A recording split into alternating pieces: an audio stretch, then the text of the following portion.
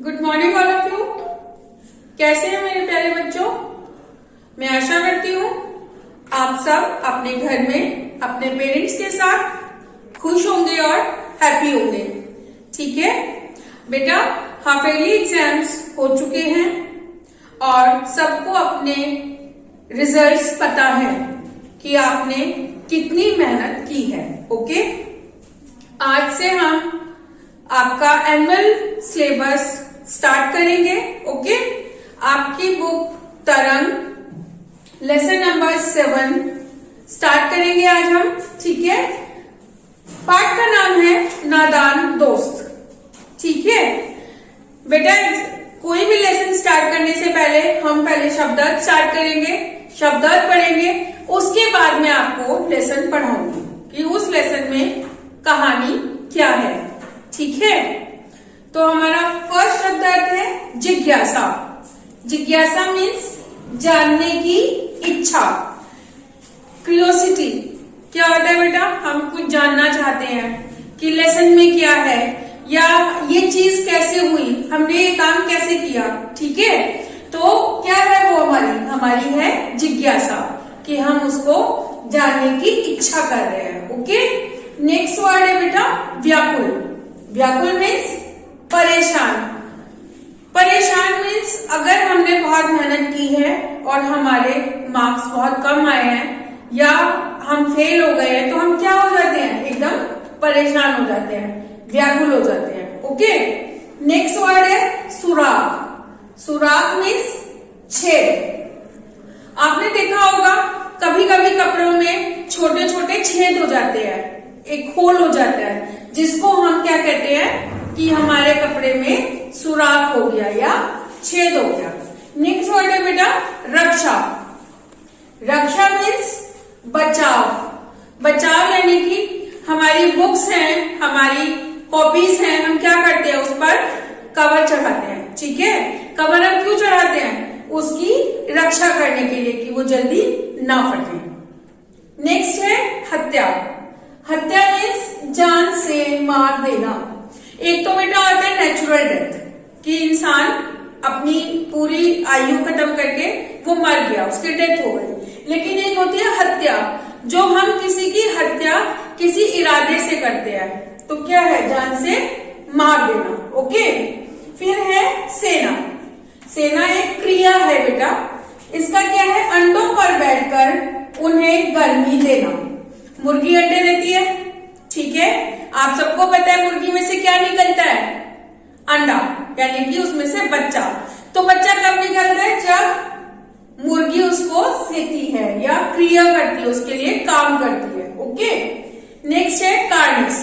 Cornish means दीवार का नुकीला कोना।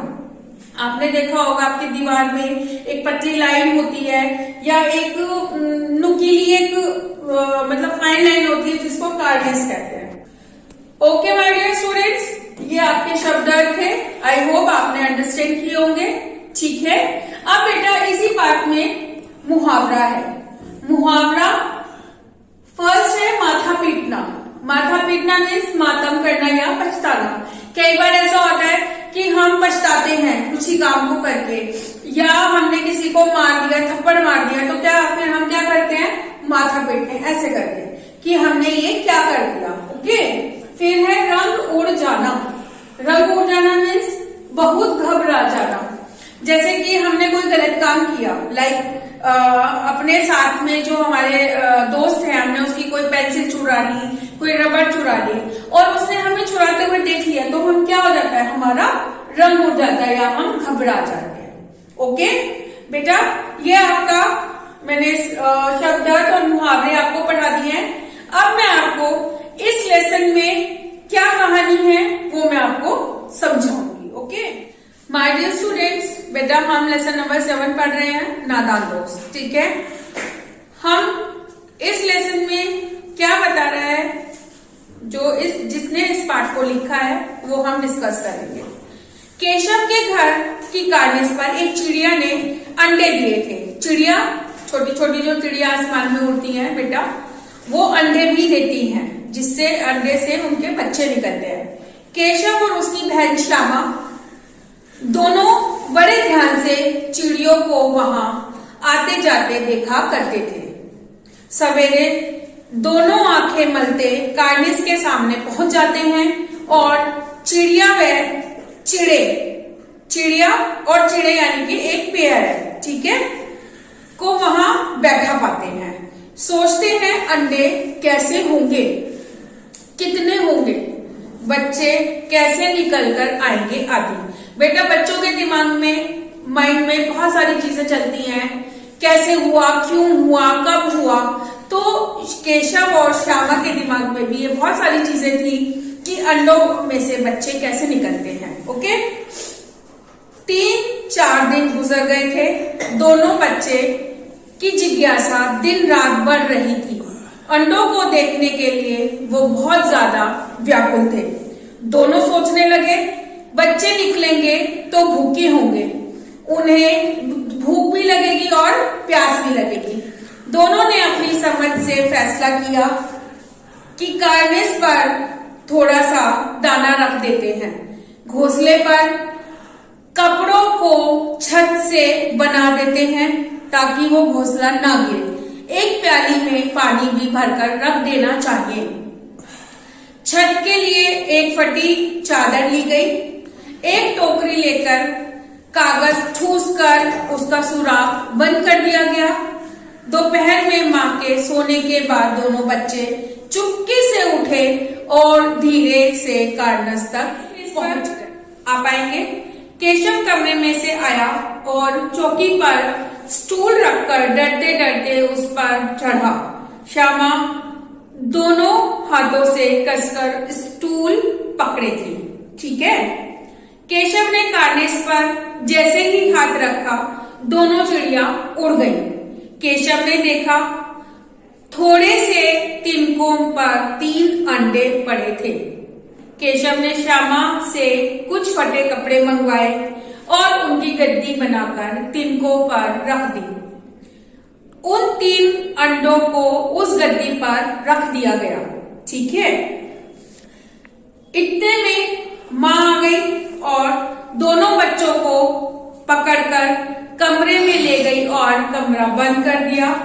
दोनों को सुला दिया। 4 बजे बच्चे उठे तो श्यामा दौड़कर कार्निस के पास आई और ऊपर की तरफ ताकने लगी।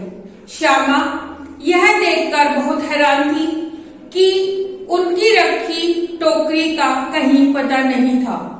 अंडे नीचे पड़े थे और उनमें से चूने जैसी एक चीज बाहर निकल रही थी। बेटा जब अंडा नहीं सेता, मतलब उसमें कोई क्रिया नहीं होती और उसमें से अगर वो टूट जाता है तो हम बच्चे नहीं निकल सकते हैं, ठीक है। उसके बाद क्या हुआ बेटा, श्यामा दौड़कर केशव को बुला लाई। केशव ने यह नजारा देखा तो उसके चेहरे का रंग उतर गया। वो मतलब अचानक से बहुत चौंका हो गया, ठीक है। वह घबराकर बोला, अंडे तो फूट गए श्यामा, अब बच्चे कहां से निकलेंगे। तभी माँ ने आकर दोनों को डांटा। तुम दोनों धूप में क्या कर रहे हो? श्यामा ने कहा, चिड़िया के अंडे तो टूट गए अम्मा, नीचे पड़े हैं। तुमने जरूर इन अंडों को छुआ होगा। अब तो श्यामा ने माँ को सब कुछ साफ साफ बता दिया। माँ ने अपना माथा पीटा। अरे केशव, तू इतना बड़ा हो गया है, तुम्हें इतना भी नहीं मालूम कि छूने से चिड़िया के अंडे गंदे हो जाते हैं। चिड़िया उन्हें फिर नहीं सेती, मतलब चिड़िया फिर उन पर कोई क्रिया नहीं करती। केशव की आंखों में आंसू आ गए। अंडों की रक्षा की जगह उसने तो बच्चों की हत्या कर दी। दोनों चिड़िया वहां दोबारा नहीं आई।